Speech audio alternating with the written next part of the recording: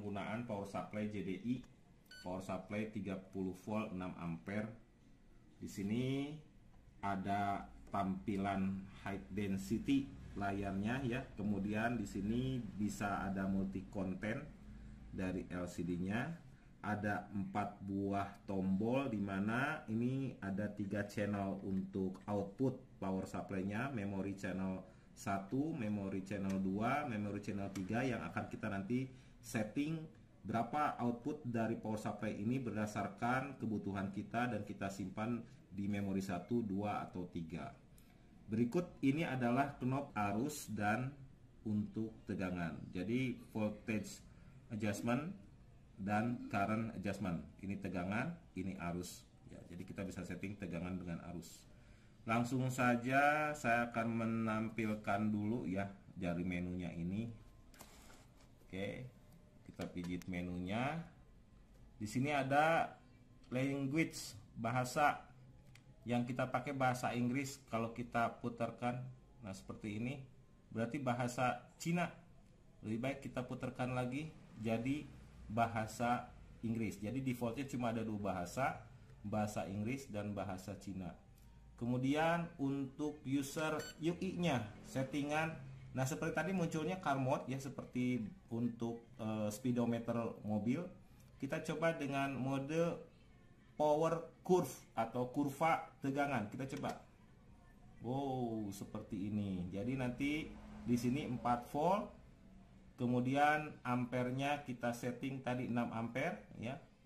Jadi kalau kita hubungkan, misalkan kita hubungkan dengan sumber tegangan, nanti akan seperti kurva ya. Kita akan contohkan berikutnya. Saya lihat dulu di sini power curve-nya ganti sama power digital. Wow, ini yang seperti biasa ya di power supply yang lainnya. Ini untuk tegangan 4 volt, kemudian untuk ampere, dan ini untuk wattnya ya, dayanya. Jadi voltmeter, ampere meter, dan wattmeter. Settingan yang sudah tersimpan di sini 4 volt 6 ampere. Kita nanti akan rubah ya. Nah, saya lihat dulu. Balik lagi. Mode standar. Ini standarnya seperti ini, tampilan standarnya. Kita coba standar. Terus car mode, power curve, power digital. Dan ini kalau untuk settingan brightness, nih kalau tambah terang, tambah redup, ya ini tambah redup, kita setting standar aja 60. Kemudian power control, oh luar biasa. Jadi kita mau menggunakan manual off, atau kita batasi sampai powernya ini hanya pemakaian sampai 30 menit. Wow, jadi tidak terus mantang ya. Jadi ada untuk settingan timenya. Misalkan power controlnya kita cuma pakai untuk sampai 10 menit. Jadi setelah 10 menit dia auto off.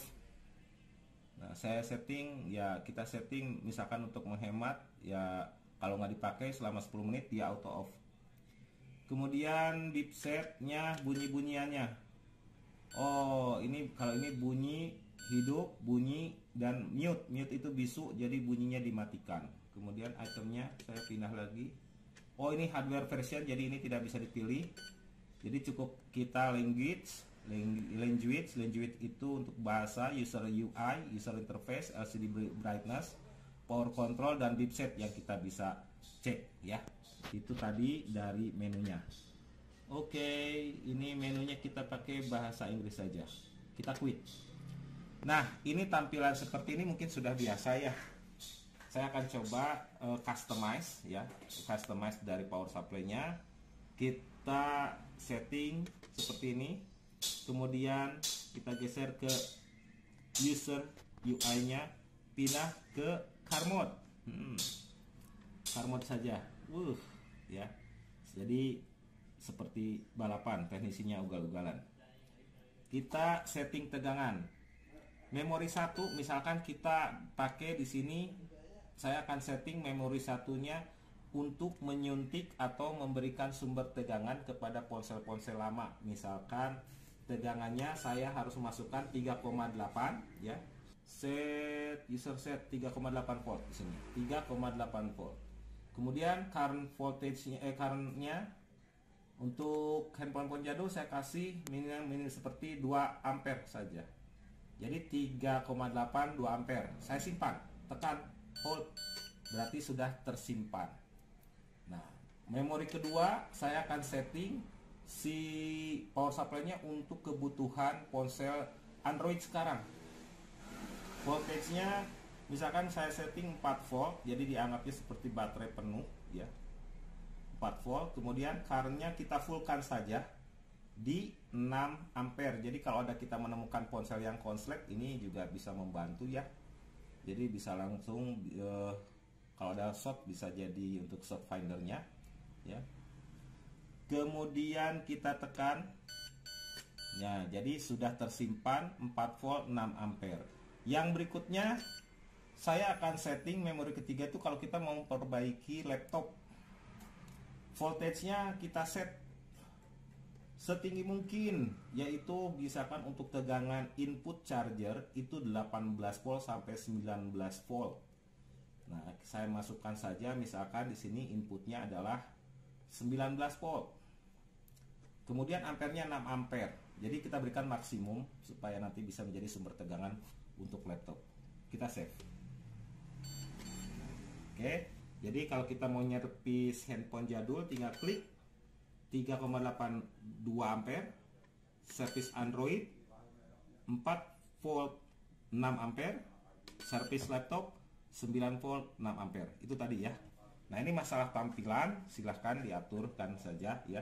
Ini saya akan testimoni mengenai output tegangan dari power supply JDI 3006, apakah akan sesuai. Saya set misalkan untuk output power supply-nya disetting untuk pengerjaan ponsel Android, diset di 4 volt 6 ampere. Jadi kalau misalkan ada ponsel yang short, kita bisa untuk coba power supply ini sebagai short finder, apakah betul di sini outputnya nanti 4 volt murni. Saya akan cek. Saya sediakan upload digital, kemudian saya cek outputnya. Oke, 3,998 ya. Jadi untuk tegangan di sini yang 4 volt ya, keluarnya adalah 3,998. Oke. Toleransi 0,1 ya, tapi outputnya bagus. Nah, kemudian memastikan output untuk ampernya. Nah, ini yang sangat dibutuhkan sekali untuk teknisi ponsel ya, khususnya banyak yang bagaimana cara untuk power supply-nya bisa menjadi short finder. Nah, apakah ini akan betul-betul mengeluarkan 6 ampere? Di sini saya sediakan Avojotek ya.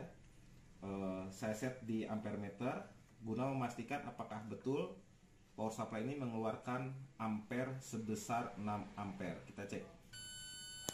7 ampere. Jadi pada saat saya cek outputnya, nah ini jarumnya mentok ya, di speedometernya di 6 ampere. Kemudian di sini tadi mengeluarkan besaran ampernya adalah 6,9 atau 7 ampere. Jadi ini real.